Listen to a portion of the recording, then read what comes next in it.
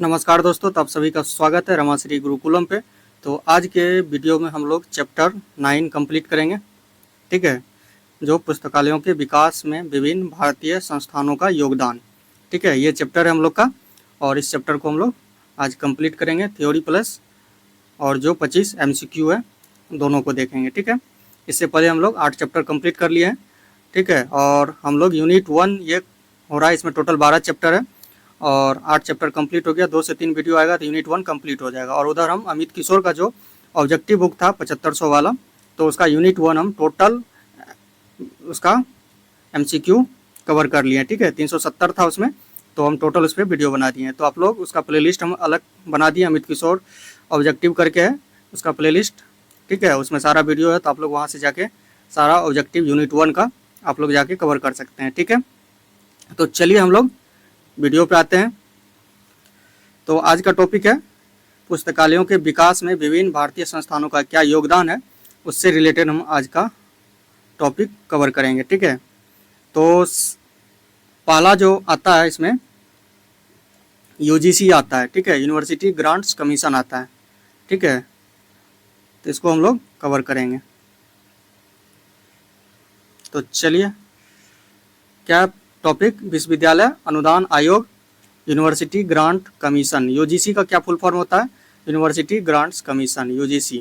ठीक है, full form भी पूछ लेगा तो आप लोग को फुल फॉर्म भी याद रखना है। ठीक है, तो चलिए UGC के बारे में पूछते हैं, कब इसका गठन हुआ, कैसे क्या हुआ, इसका डिटेल्स हम लोग देखते हैं। विश्वविद्यालय शिक्षा आयोग, जिसको राधा कृष्णन आयोग भी बोलते हैं, 1948 में इसका क्या हुआ था, गठन हुआ था इस आयोग का। की सिफारिश पर UGC की औपचारिक उद्घाटन 28 दिसंबर 1953 को हुआ। ठीक है, कब हुआ था औपचारिक उद्घाटन? 28 दिसंबर 1953 को। 28 दिसंबर 1953 को UGC का औपचारिक उद्घाटन होता है। किसके सिफारिश पे? तो राधा कृष्णन आयोग के सिफारिश पर। राधा कृष्णन आयोग कब आया? तो 1948 में आया। ठीक है, इसी के सिफारिश पे UGC का औपचारिक उद्घाटन होता है 28 दिसंबर 1953 को। और इसे संसद के एक अधिनियम द्वारा नवंबर 1956 में एक संवैधानिक निकाय बनाया गया। ठीक है, इसे कानूनी रूप से कब बनाया गया? तो 1956 में। ठीक है, तो आपको दोनों डेट याद रखना है। औपचारिक उद्घाटन पूछेगा तो 1953 हो जाएगा, और एक अधिनियम के द्वारा इसको वैधानिक निकाय कब बनाया गया? तो नवंबर 1956 ईस्वी को। ठीक है, तो कन्फ्यूज नहीं होना है। चलिए, अगला है, इसका प्रधान कार्यालय कहाँ है? नई दिल्ली में है। ठीक है, इसका प्रधान कार्यालय कहाँ है? नई दिल्ली में है। और देश भर में प्रभावी कवरेज के लिए पुणे, हैदराबाद, कोलकाता, भोपाल, गुवाहाटी और बेंगलुरु में 6 क्षेत्रीय केंद्र स्थापित किए गए। तो प्रधान कार्यालय नई दिल्ली में, और लेकिन देश भर में अलग अलग जगह पर इसका क्या है कि हर एक यूनिवर्सिटी को कवरेज करने के लिए 6 केंद्र बनाया गया है, जिसमें से हो गया पहला पुणे हो गया, दूसरा हैदराबाद है, तीसरा कोलकाता है, चौथा भोपाल है और पांचवा गुवाहाटी और लास्ट छठा है बेंगलुरु। तो 6 केंद्र, क्षेत्रीय केंद्र स्थापित किया गया है। अगला है उच्च शिक्षा का संवर्धन एवं समन्वय करना। उच्च शिक्षा के लिए क्या करना है? इसको संवर्धन और समन्वय करना किसका काम है? UGC का। चलिए आगे है, विश्वविद्यालय में शिक्षण, परीक्षा, अनुसंधान के स्तर का निर्धारण और अनुरक्षण करना। UGC का क्या काम है कि यूनिवर्सिटी में शिक्षण और परीक्षा और अनुसंधान के स्तर का निर्धारण और उसका अनुरक्षण करना है। ठीक है, UGC का काम यही है। हर एक यूनिवर्सिटी के शिक्षण से रिलेटेड हो गया, उसका परीक्षा से रिलेटेड हो गया और उसका अनुसंधान से रिलेटेड हर एक चीज़ का क्या करना है? निर्धारण करना और अनुरक्षण करना है। अगला है, केंद्र और राज्य सरकारों के बीच एक महत्वपूर्ण कड़ी के रूप में कार्य करता है। ठीक है, ये क्या करता है? राज्य और केंद्र के बीच, जो राज्य सरकार है, स्टेट का गवर्नमेंट है, जो केंद्र सरकार है, ये दोनों के बीच क्या करता है? एक महत्वपूर्ण कड़ी के रूप में कार्य करता है। ठीक है, UGC। अब देखते हैं पुस्तकालयों के विकास में UGC का क्या योगदान है, इसके बारे में हम लोग देखते हैं। देखिए, पुस्तकालयों के विकास में UGC का क्या योगदान है? तो पहला योगदान है वित्तीय अनुदान। UGC क्या करता है? वित्तीय अनुदान देता है। ठीक है, UGC विभिन्न विश्वविद्यालय और महाविद्यालयों के पुस्तकालयों का भवन निर्माण से रिलेटेड फर्नीचर, पाठ्य सामग्री और अनुसंधान सामग्री की खरीद के लिए आर्थिक अनुदान प्रदान करता है। क्या करता है? पुस्तकालयों में भवन से रिलेटेड, अगर बिल्डिंग बनेगा, नया पुस्तकालय भवन बनेगा तो उससे रिलेटेड वित्तीय अनुदान देगा। उसके बाद फर्नीचर से रिलेटेड हो जाएगा। फिर पाठ्य सामग्री और अनुसंधान सामग्री के खरीद के लिए क्या करेगा, आर्थिक अनुदान देगा। ठीक है, अगला है पाठ्यक्रम विकास समिति। विश्वविद्यालय स्तर पर पुस्तकालय एवं सूचना विज्ञान के पाठ्यक्रमों में एक रूपता लाने और उन्हें अद्यतन करने के लिए 1990 में एक पाठ्यक्रम विकास समिति का गठन किया गया। ठीक है, क्या किया गया, पाठ्यक्रम में एक रूपता लाने के लिए और उन्हें अद्यतन करने के लिए 1990 में एक पाठ्यक्रम विकास समिति का गठन किया गया 1990 ईस्वी में। अगला है राष्ट्रीय सूचना केंद्र। अगला क्या है, राष्ट्रीय सूचना केंद्र। विज्ञान, समाज विज्ञान, मानविकी जैसे विशिष्ट क्षेत्रों में शोधकर्ताओं की सहायता के लिए राष्ट्रीय सूचना केंद्र की स्थापना की। अगला प्रश्न है, चौथा है इन्फ्लूनेट की स्थापना। ठीक है, इन्फ्लूनेट की स्थापना यहाँ पर 1988 नहीं होगा, 1991 होगा। इन्फ्लूनेट का स्थापना 1991 ईस्वी में होता है। ठीक है, 1991 में इंफॉर्मेशन एंड लाइब्रेरी नेटवर्क का गठन किया गया। 1988 में डेलनेट का स्थापना होता है। ठीक है, दिल्ली लाइब्रेरी नेटवर्क का स्थापना कब होता है, डेलनेट 1988 में होता है, जबकि इन्फ्लूनेट का स्थापना 1991 ईस्वी में होता है। ठीक है, जिसका मुख्यालय कहाँ है, गांधीनगर है। ठीक है, यहाँ पे अहमदाबाद दिया गया है, लेकिन गांधीनगर में है इन्फ्लूनेट का मुख्यालय। इसका मुख्य उद्देश्य विभिन्न विश्वविद्यालयों और अनुसंधान संस्थानों के बीच सूचना नेटवर्क स्थापित करना। इसका क्या, इन्फ्लूनेट का क्या काम है कि ये विभिन्न विश्वविद्यालय, जितना भी यूनिवर्सिटी है, हर एक यूनिवर्सिटी के और अनुसंधान संस्थानों के बीच, जो अनुसंधान संस्थान है, ठीक है, रिसर्च इंस्टीट्यूट सब, उसके बीच सूचना नेटवर्क स्थापित करना। ठीक है, अगला प्रश्न, अगला है आधुनिकीकरण। विश्वविद्यालयों के पुस्तकालयों में क्या करना है, कंप्यूटरीकरण करना और आधुनिकीकरण को बढ़ावा देने के लिए वित्तीय अनुदान प्रदान करना। ये किसका काम है, यूजीसी का काम है। अगला है समीक्षा समिति। समीक्षा करना, पुस्तकालयों के बेहतर संचालन और विकास के समीक्षा के लिए क्या करना है, समय समय पर समितियों का गठन करना है कि पुस्तकालय सही से उसका संचालन हो रहा है या नहीं हो रहा है, उसका डेवलपमेंट हो रहा है या नहीं हो रहा है, उसका समीक्षा समिति का भी गठन करना यूजीसी का काम है। ठीक है, तो ये था यूजीसी। मेन रूप से इसका पूछेगा किसके सिफारिश पर, तो राधाकृष्णन आयोग के सिफारिश पर यूजीसी का औपचारिक गठन होता है 1953 में और कानूनी रूप से 1956 में। ठीक है, चलिए अगला है, अब है राजा राम मोहन राय लाइब्रेरी फाउंडेशन। राजा राम मोहन राय लाइब्रेरी फाउंडेशन के बारे में हम लोग पढ़ते हैं। इसका स्थापना क्या है, देखिए, यह भारत सरकार के संस्कृति मंत्रालय के अधीन एक स्वायत्त संगठन है। कौन सा मंत्रालय, संस्कृति मंत्रालय, मिनिस्ट्री ऑफ कल्चर, जिसकी स्थापना महान समाज सुधारक राजा राम मोहन राय के स्मृति में 1972 में किया गया था। कब किया गया था इसका स्थापना, 1972 ईस्वी में। इसका मुख्यालय कहाँ है, कोलकाता में है। ठीक है, तो राजा राम मोहन राय लाइब्रेरी फाउंडेशन का स्थापना कब किया गया, 1972 ईस्वी में किया गया। ठीक है, इसका मुख्यालय कहाँ है, कोलकाता में है। इसका उद्देश्य क्या था, पूरे भारत में सार्वजनिक पुस्तकालय सेवाओं, मतलब पब्लिक लाइब्रेरी सर्विस और आंदोलन को क्या करना है, बढ़ावा देना है। इसका मेन काम क्या है, पब्लिक लाइब्रेरी को क्या करना है, बढ़ावा देना है, उसका सही ढंग से संचालन करवाना है। अगला है राज्यों को पुस्तकालय अधिनियम पारित करने और अपनाने के लिए प्रोत्साहित करना है। क्या करना है, राज्यों को पुस्तकालय अधिनियम पारित करने के लिए प्रोत्साहित करना और अपनाने के लिए प्रोत्साहित करना। ठीक है, राष्ट्रीय पुस्तकालय नीति के निर्माण के लिए प्रयास करना। राष्ट्रीय पुस्तकालय नीति के निर्माण के लिए प्रयास करना और ग्रामीणों और नव साक्षरों में अध्ययन की प्रवृत्ति विकास करना। मतलब ग्रामीण स्तर पर जो साक्षर है, नव साक्षर सब है, उसमें अध्ययन की प्रवृत्ति, रीडिंग हैबिट विकसित करना। ये सब राजा राम मोहन राय लाइब्रेरी फाउंडेशन का काम है, उद्देश्य है। ठीक है, चलिए आगे देखते हैं। अब इसका गतिविधि और योजना क्या सब है, RRR-LF की गतिविधियां और योजनाएं। पहला क्या है इसका योजना, समकक्ष सहायता योजना, मैचिंग स्कीम। इस योजना के अंतर्गत RRR-LF और राज्य सरकार 50-50 के अनुपात में वित्तीय सहायता प्रदान करते हैं। ठीक है, यह सहायता पुस्तकें खरीदने के लिए, सेमिनार या कार्यशाला आयोजित करने के लिए और भवन विस्तार जैसे कार्यों के लिए दी जाती है। ठीक है, इस योजना के अंतर्गत क्या होता है, RRR-LF और राज्य सरकार 50-50 के अनुपात में वित्तीय सहायता प्रदान करते हैं। और यह सहायता किसके लिए होता है, पुस्तक खरीदने के लिए होता है, सेमिनार या कार्यशाला आयोजित करने के लिए होता है, भवन का अगर विस्तार करना है तो उस कार्य के लिए दिया जाता है। ठीक है, अगला है पूर्ण सहायता योजना, फुल असिस्टेंस स्कीम। यह योजना केंद्रीय रूप से खरीदे गए ग्रंथ के वितरण, केंद्रीय रूप से संपोषित पुस्तकालयों जैसे नेहरू युवा केंद्र को सहायता और बाल पुस्तकालयों की स्थापना के लिए 100% वित्तीय सहायता प्रदान करती है। ठीक है, आगे है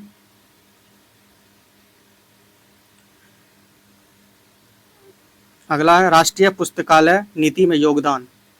राष्ट्रीय पुस्तकालय नीति में योगदान। फाउंडेशन ने 1983 में राष्ट्रीय पुस्तकालय नीति का प्रारूप तैयार करने में महत्वपूर्ण भूमिका निभाई थी। ठीक है, अगला है प्रकाशन। फाउंडेशन ग्रंथाना नामक एक पत्रिका, एक न्यूज़लेटर और अन्य महत्वपूर्ण प्रकाशन जैसे directory of public libraries in India प्रकाशित करता है। राजा राम मोहन राय लाइब्रेरी फाउंडेशन का प्रकाशन क्या सब है? ग्रंथाना है नामक एक पत्रिका है। ग्रंथाना क्या है? एक पत्रिका है, एक न्यूज़लेटर और अन्य महत्वपूर्ण प्रकाशन जैसे directory of public libraries in India प्रकाशित करता है। तो ये सब पूछ सकता है कि किसका प्रकाशन है, जैसे ग्रंथाना किसका प्रकाशन है, कौन प्रकाशन करता है। ठीक है, न्यूज़लेटर या directory of public libraries in India कौन प्रकाशित करता है। तो ये सब आप लोग को याद रखना। ठीक है, अगला देखते हैं अब निस्केयर, राष्ट्रीय विज्ञान संचार और सूचना स्रोत संस्थान निस्केयर। इसका स्थापना कब हुआ? 30 सितंबर 2002 को राष्ट्रीय विज्ञान संचार संस्थान निस्कॉम और भारतीय राष्ट्रीय वैज्ञानिक प्रलेखन केंद्र इंसडॉक के विलय के साथ हुआ। तो पूछेगा निस्केयर का जो गठन हुआ 2002 में किसके किसके विलय से हुआ है? तो निस्कॉम और इंसडॉक के विलय के साथ हुआ है। यह CSIR के अंतर्गत एक प्रमुख संस्थान है। किसके अंतर्गत आता है? CSIR के अंतर्गत आता है। ठीक है, इसका उद्देश्य क्या है? देश में विज्ञान और प्रौद्योगिकी से संबंधित सूचना संसाधनों का प्रमुख संरक्षक बनना। क्या है? देश में विज्ञान और प्रौद्योगिकी से संबंधित सूचना संस्थानों का क्या करना है? संसाधनों का प्रमुख संरक्षक बनना है, उसका सही ढंग से संरक्षण करना। अगला है विभिन्न स्तरों पर विज्ञान संचार को बढ़ावा देना है, मतलब हर एक स्तर पर क्या करना है? विज्ञान संचार को बढ़ावा देना है। और अगला है अनुसंधान पत्रिकाओं के माध्यम से वैज्ञानिक समुदाय के बीच संचार स्थापित करना। अनुसंधान पत्रिकाओं के माध्यम से क्या करना है? कि वैज्ञानिक समुदाय के बीच संचार को स्थापित करना। तो यह है निस्केयर का काम। अगला है राष्ट्रीय विज्ञान पुस्तकालय, नेशनल साइंस लाइब्रेरी NSL। इसका स्थापना कब होता है? 1963 में, जून 1963 में लिया गया था इसकी स्थापना का निर्णय। यह भारतीय वैज्ञानिक साहित्य का संग्रह करता है, और विज्ञान और प्रौद्योगिकी के क्षेत्र में एक महत्वपूर्ण संदर्भ स्रोत के रूप में कार्य करता है। तो क्या करता है नेशनल साइंस लाइब्रेरी? ये वैज्ञानिक साहित्य का जो भी बुक सब है उसका संग्रह करता है। ठीक है, वैज्ञानिक से रिलेटेड। और सेवाएं, यह 18 शोध पत्रिकाएं और 3 लोकप्रिय विज्ञान पत्रिकाएं प्रकाशित करता है। ठीक है, 18 शोध पत्रिका और 3 लोकप्रिय विज्ञान पत्रिकाएं। अगला है यह प्रलेख प्रतिलिपि सेवा, डॉक्यूमेंट कॉपी सप्लाई सर्विस, साहित्य खोज सेवा, अनुवाद सेवा, पुस्तकालय स्वचालन में अल्पकालिक पाठ्यक्रम प्रदान करता है। ठीक है, आगे है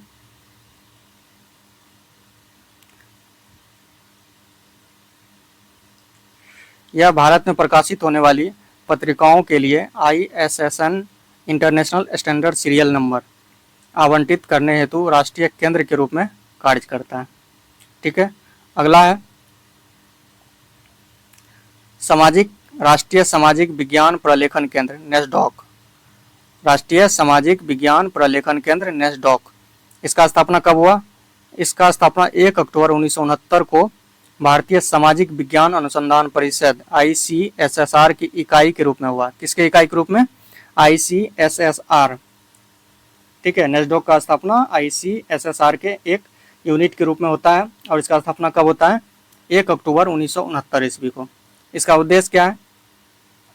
इसका उद्देश्य है सामाजिक विज्ञान के क्षेत्र में शोधकर्ताओं को पुस्तकालय और सूचना सेवाएं प्रदान करना। सामाजिक विज्ञान के क्षेत्र में क्या करना? सूचना सेवा का प्रदान करना। किसका काम है? नेस्डॉक का। ठीक है, भारतीय विश्वविद्यालय द्वारा स्वीकृत सामाजिक विज्ञान के शोध ग्रंथों का संग्रह करना। सामाजिक विज्ञान के क्षेत्र में जो भी शोध ग्रंथ है उसका क्या करना? संग्रह करना है। अगला है सेवाएं, मांग पर ग्रंथ सूची, बिब्लियोग्राफी ऑन डिमांड, या शोधकर्ताओं के अनुरोध पर नाम मात्र के मूल्य पर विशिष्ट ग्रंथ सूचियां संकलित करके प्रदान करता है। ठीक है, मान लीजिए कोई शोधकर्ता है, उसके अनुरोध पर क्या होता है, नाम मात्र का एक मूल्य पर, ठीक है, विशिष्ट ग्रंथ सूचियां संकलित करके प्रदान करता है। आगे है साहित्य खोज। साहित्य खोज सीडी रोम और ऑनलाइन डेटाबेस जैसे इकॉनलिट, LIC, लिसा और सोशियोलॉजिकल एब्स्ट्रैक्ट्स का उपयोग करके साहित्य खोज सेवा प्रदान करता है। अंतर पुस्तकालय रीन या डेलनेट के माध्यम से अन्य पुस्तकालयों से प्रलेख प्राप्त करने की सुविधा देता है। किसके माध्यम से? डेलनेट के माध्यम से, इंटर लाइब्रेरी लोन। अगला है प्रकाशन, यह विभिन्न ग्रंथ सूचियां और सार पत्रिकाएं जैसे सोशल साइंस, रिसर्च इंडेक्स और कॉन्फ्रेंस अलर्ट प्रकाशित करता है। इसका क्या क्या प्रकाशन है? यह विभिन्न ग्रंथ सूचियां और सार पत्रिकाएं जैसे हो गया सोशल साइंस, रिसर्च इंडेक्स और कॉन्फ्रेंस अलर्ट प्रकाशित करता है। अगला है पुस्तकालय संग्रह। इसके पुस्तकालय में 5400 से अधिक डॉक्टरेट थीसिस और 3700 शोध परियोजना रिपोर्ट और 12000 से अधिक पत्रिकाओं के बाउंड वॉल्यूम का उत्कृष्ट संग्रह है। ठीक है, इसके क्या क्या संग्रह है? ये 5400 से अधिक हो गया, डॉक्टरेट थीसिस हो गया, 3700 शोध परियोजना रिपोर्ट हो गया और 12000 से अधिक पत्रिकाओं के बाउंड वॉल्यूम का उत्कृष्ट संग्रह है इसके पास। ठीक है, अब देखते हैं हम लोग मॉडल क्वेश्चन।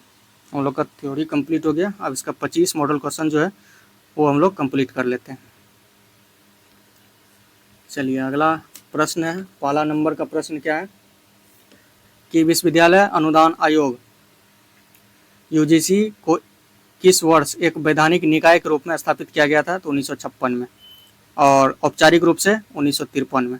ठीक है, लेकिन पूछ रहा है वैधानिक निकाय के रूप में, तो 1956 होगा। अगला प्रश्न है राजा Ram Mohan Roy library foundation RRRLF की स्थापना किस वर्ष हुआ था? तो 1972 में हुआ था। अगला प्रश्न है निष्केयर। निष्केयर का गठन किन दो संस्थाओं के विलय से हुआ था? निष्केयर का, तो चलिए आप लोग बताइए, निष्केयर का गठन किन दो संस्थाओं के विलय से हुआ था? तो हो जाएगा ऑप्शन सी, निस्कॉम और इंसडॉक। निस्कॉम और इंसडॉक के विलय से हुआ था निष्केयर का स्थापना 2002 ईस्वी में। अगला प्रश्न है राष्ट्रीय सामाजिक विज्ञान प्रलेखन केंद्र नेस्डॉक की स्थापना कब हुआ था? तो हो जाएगा option B, 1970।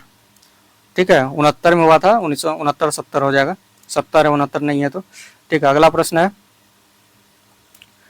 Information and library network का मुख्यालय कहाँ स्थित है? तो इसका हो जाएगा ऑप्शन सी, अहमदाबाद, वैसे गांधीनगर है।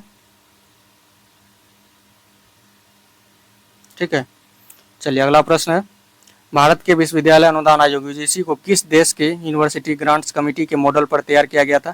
तो हो जाएगा ऑप्शन डी, ब्रिटेन के मॉडल पर तैयार किया गया था। अगला प्रश्न है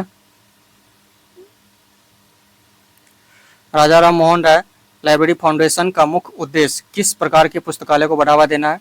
तो पब्लिक लाइब्रेरी। अगला प्रश्न है भारत में सीरियल्स के लिए अंतर्राष्ट्रीय मानक सीरियल नंबर ISSN कौन सी संस्था प्रदान करती है? तो हो जाएगा निष्केयर, ऑप्शन बी। अगला प्रश्न है बिब्लियोग्राफी ऑन डिमांड सेवा किस संस्था द्वारा प्रदान की जाती है? तो बताइए आप लोग, तो हो जाएगा ऑप्शन सी, नेस्डॉक। अगला प्रश्न है UGC का औपचारिक उद्घाटन 28 दिसंबर 1953 को किसके द्वारा किया गया था? तो इसका आंसर होगा ऑप्शन सी, मौलाना अबुल कलाम आजाद। अगला प्रश्न है राष्ट्रीय विज्ञान पुस्तकालय। राष्ट्रीय विज्ञान पुस्तकालय नेशनल साइंस लाइब्रेरी का कहाँ स्थित है? तो हो जाएगा ऑप्शन डी, नई दिल्ली में। अगला प्रश्न है नेस्डॉक किस परिषद की एक घटक इकाई है? तो बताइए आप लोग, ऑप्शन डी हो जाएगा इसका, भारतीय सामाजिक विज्ञान अनुसंधान परिषद। नेस्डॉक भारतीय सामाजिक विज्ञान अनुसंधान परिषद की एक घटक इकाई है। अगला प्रश्न है ग्रंथाना। ग्रंथाना नामक पत्रिका का प्रकाशन किस संस्था द्वारा किया जाता है? तो इसका हो जाएगा राजा राम मोहन राय लाइब्रेरी फाउंडेशन के द्वारा। UGC ने देश भर में कितने क्षेत्रीय केंद्र की स्थापना की है? तो हो जाएगा 6, ऑप्शन सी। अगला प्रश्न है, स्वतंत्रता के बाद 1948 में गठित प्रथम विश्वविद्यालय शिक्षा आयोग के अध्यक्ष कौन थे? तो ऑप्शन सी हो जाएगा डॉक्टर एस राधाकृष्णन। अगला प्रश्न है, निस्केयर की स्थापना किस तिथि को हुई? तो हो जाएगा ऑप्शन ए 30 सितंबर 2002 को। अगला प्रश्न है, नेस्डॉक ने इंटर लाइब्रेरी रिसोर्स सेंटर की स्थापना किस संस्था के साथ मिलकर की थी? तो इसका ऑप्शन हो जाएगा बी JNU जवाहरलाल नेहरू विश्वविद्यालय। अगला प्रश्न है, यूजीसी ने पुस्तकालय एवं सूचना विज्ञान पाठ्यक्रम विकास समिति का गठन किस वर्ष किया? तो हो जाएगा ऑप्शन सी पाठ्यक्रम विकास समिति का गठन 1990। चलिए अगला प्रश्न देखते हैं, राजा राम मोहन राय लाइब्रेरी फाउंडेशन का मुख्यालय कहाँ है? तो हो जाएगा कोलकाता। चलिए अगला प्रश्न देखते हैं, सूचना विज्ञान में एसोसिएटशिप किस संस्थान का प्रमुख पाठ्यक्रम है? तो हो जाएगा निस्केयर, ऑप्शन डी। अगला प्रश्न है, अनुसंधानकर्ताओं को विभिन्न पुस्तकालयों से सामग्री संकलित करने के लिए वित्तीय सहायता अध्ययन अनुदान योजना कौन सी संस्था प्रदान करती है? तो क्या हो जाएगा इसका आंसर? नेस्डॉक। अगला प्रश्न है, निस्केयर द्वारा प्रकाशित लोकप्रिय विज्ञान पत्रिका का क्या नाम है? तो हो जाएगा ऑप्शन सी साइंस रिपोर्टर। अगला प्रश्न है, राजा राम मोहन राय लाइब्रेरी फाउंडेशन की समकक्ष सहायता योजना के अंतर्गत केंद्र और विकासशील तथा पिछड़े राज्य सरकार के बीच वित्तीय सहायता का अनुपात क्या है? तो हो जाएगा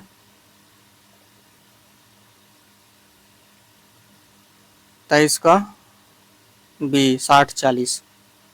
पिछड़ा राज्य, विकासशील है तो 60-40 हो जाएगा ना, विकसित हो जाएगा तो 50-50 का, और उत्तर पूर्व का हो जाएगा 90-10। ठीक है। चलिए अगला प्रश्न है, भारत में उच्च शिक्षा का मैग्ना कार्टा किसे कहा जाता है? तो हो जाएगा ऑप्शन डी चार्ल्स वुड का डिस्पैच। अगला प्रश्न है, किस संस्था का उद्देश्य सार्वजनिक पुस्तकालय आंदोलन को बढ़ावा देना है? तो इसका हो जाएगा ऑप्शन डी राजा राम मोहन राय लाइब्रेरी फाउंडेशन का। ठीक है, सार्वजनिक पुस्तकालय आंदोलन को बढ़ावा देना किसका काम है? राजा राम मोहन राय लाइब्रेरी फाउंडेशन का। तो इस तरह से हम लोग का 25 क्वेश्चन समाप्त हो गया। ठीक है, मॉडल जो प्रश्न था हम लोग का वो समाप्त हो गया, और इस तरह से हम लोग का चैप्टर 9 कंप्लीट हुआ, थ्योरी प्लस MCQ। ठीक है, तो आप लोग इसको अच्छे से देखिए और अपने दोस्तों में भी शेयर कीजिए और लाइक कीजिए। ठीक है, मिलते हैं फिर से नेक्स्ट चैप्टर में, तब तक के लिए जय हिंद।